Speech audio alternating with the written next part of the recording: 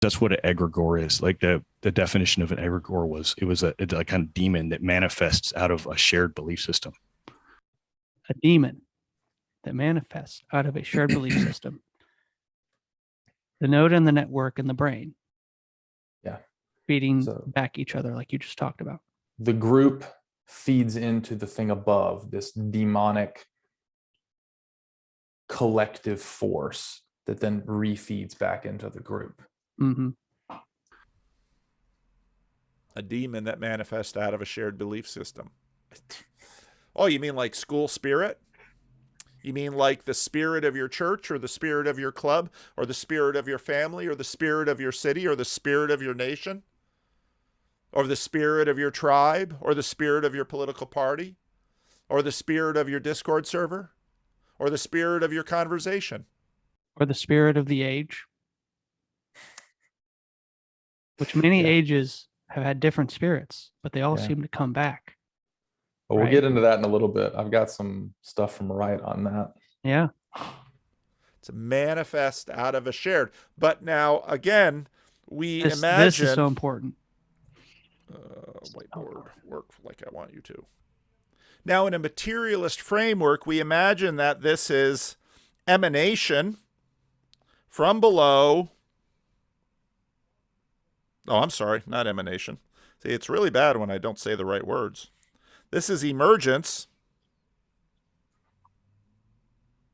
from below, because matter is foundational and spirit is imagined to be derivative. And so here, this egregore is what these people are creating. Now, the reason that he's saying it this way is because he is deep, again, within a modernist culture. And we don't have, it's not that we don't have language. We've banished language because actually this egregore, he had to pull it back from another source and bring it back into our period and say, oh, look, this is a spirit that is, but here's the question. Is it emergence, or has this spirit lived before? So this idea of oh, we got to play something else first, but go ahead. egregore and this spiritual reality being something that is, first of all, had existed before, in Vanderklay's words, and something that comes into contact with humanity and groups and influences the way. But then he also talks about how they fight, they compete for adherence. He says egregore, and he spells it out, and he gives us the French word, and then he gives us the ancient Greek word, and then he transliterates it for us, egregoros, and it means wakeful. It's an occult concept. Talking about the social dilemma and all that kind of stuff. Screaming about algorithms. He says it represents a distinct non-physical entity that arises from a collective group of people. That's something we heard in the interview. But where it gets really interesting is what happens next. Well, yes, but people also self-sort among people who are like-minded. The greatest counter...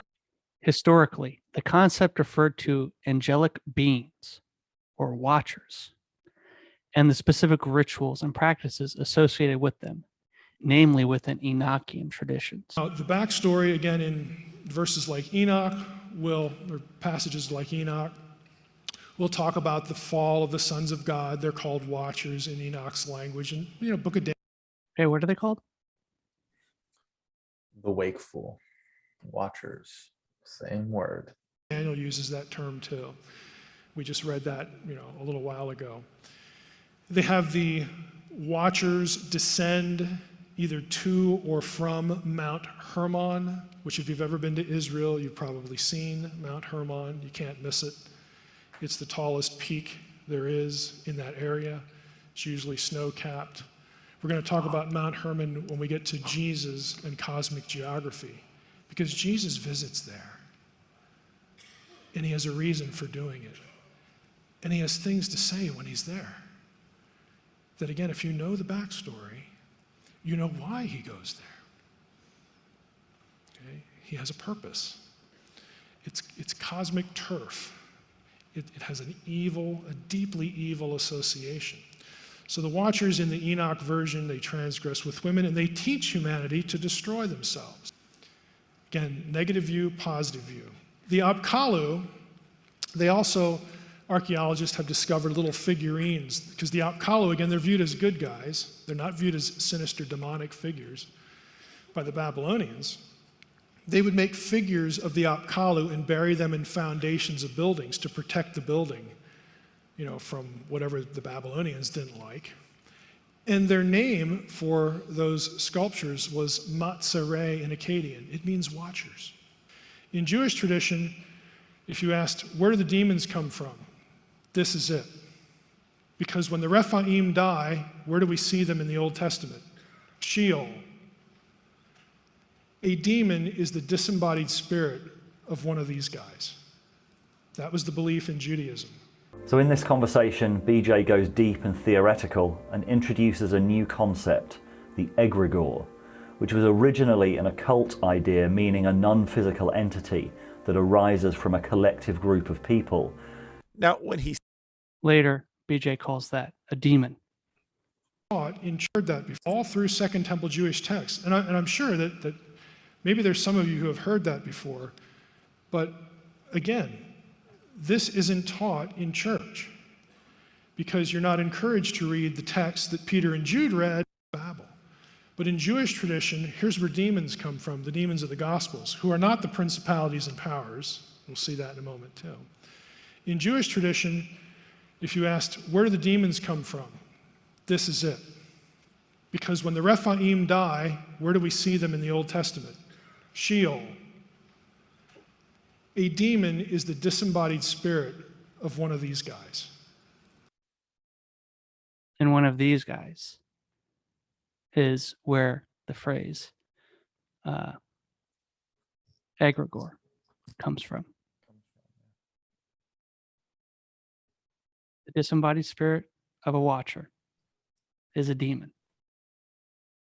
The disembodied spirit of an egregore is a demon. Yeah. And BJ literally says it's a demonic spirit that comes from a collective group